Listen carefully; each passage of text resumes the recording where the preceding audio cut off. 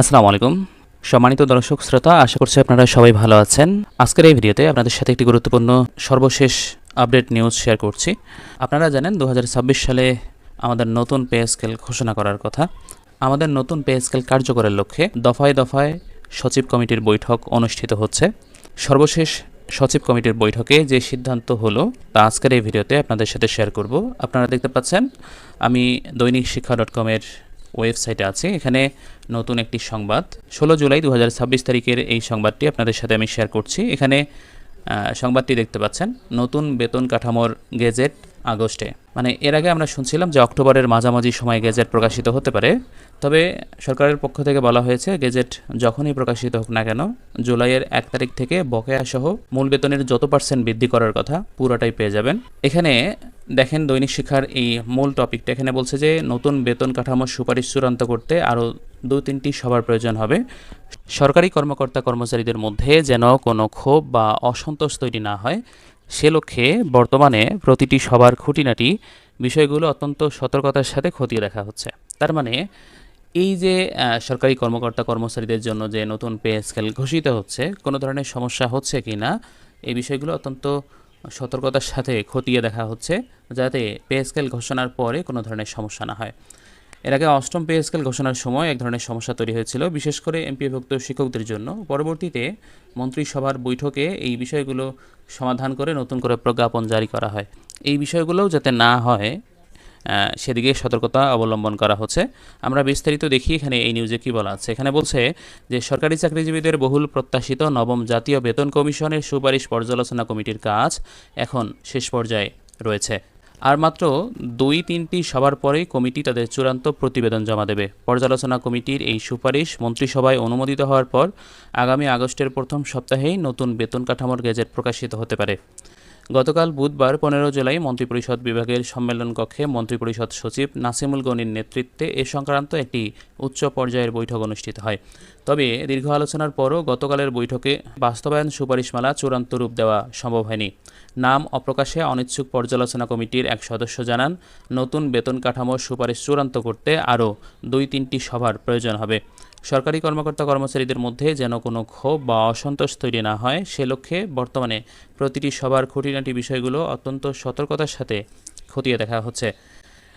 ওই সদস্য জানান, অষ্টম বেতন কাঠামোতে বেশ কিছু ত্রুটি ছিল, তাই নতুন বেতন কাঠামো প্রণয়নে যেন কোনো ধরনের ভুল ত্রুটি না ঘটে সে বিষয়ে অত্যন্ত সতর্কতার সাথে কাজ চলছে।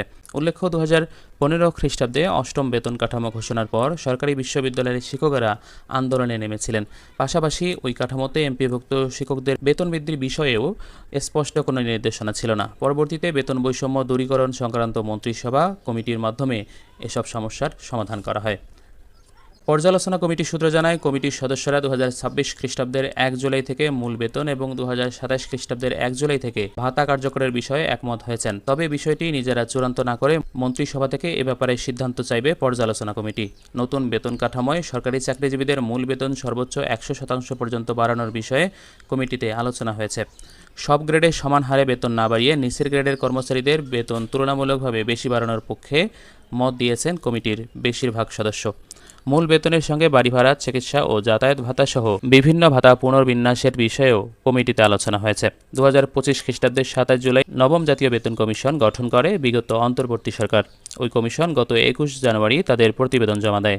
অন্তর্বর্তী সরকার নতুন বেতন কাঠামো বাস্তবায়ন না করে নির্বাচিত সরকারের হাতে সেই ভার দিয়ে বিদায় নেয়। গত ৮ ফেব্রুয়ারি বেতন কমিশনের সুপারিশ পর্যালোচনায় কমিটি করে সরকার। পর্যালোচনা কমিটির একজন সদস্য বলেন, অষ্টম বেতন কমিশন গঠনের ২ বছর ২১ দিন পর নতুন বেতন কাঠামোর গেজেট প্রকাশ করা হয়েছিল, আর নবম বেতন কমিশন গঠনের ১১ মাস ২১ দিন পার হয়েছে। এর মধ্যে সরকারে পরিবর্তন এসেছে। ১০ বছরের বেশি সময় ধরে আগের কাঠামোতে বেতন পাচ্ছেন সরকারি চাকরিজীবীরা। বিষয়টি মাথায় রেখেই কমিটি দ্রুততার সঙ্গে পর্যালোচনার কাজ করছে। সাধারণত প্রতি ৫ বছর পর পর নতুন বেতন কাঠামো দিয়ে আসছিল সরকার, তবে ২০১৫ খ্রিস্টাব্দের পর নতুন বেতন কাঠামো ঘোষণা করা হয়নি। ফলে বেতন গ্রেডের শেষ ধাপে পৌঁছে যাওয়ায় অনেকের বার্ষিক বেতন বৃদ্ধি বন্ধ হয়ে গেছে। একজন কর্মকর্তা জানিয়েছেন, নতুন বেতন কাঠামোতে বার্ষিক বেতন বৃদ্ধির ধাপ বাড়ানো হতে পারে। অষ্টম বেতন কমিশনের সুপারিশ থেকে কোন কোন বিষয়গুলোতে রদবদল হচ্ছে সে বিষয়ে বিস্তারিত বলতে চাননি পর্যালোচনা কমিটির সদস্যরা।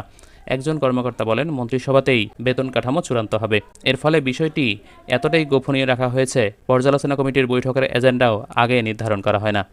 বেতন কাঠামোর কার্যক্রমের সঙ্গে সম্পৃক্ত অর্থ বিভাগের একজন কর্মকর্তা বলেন, নতুন বেতন কাঠামো অনুযায়ী ভাতা নিয়ে বেশ কয়েকটি এসআরও জারি করতে হবে।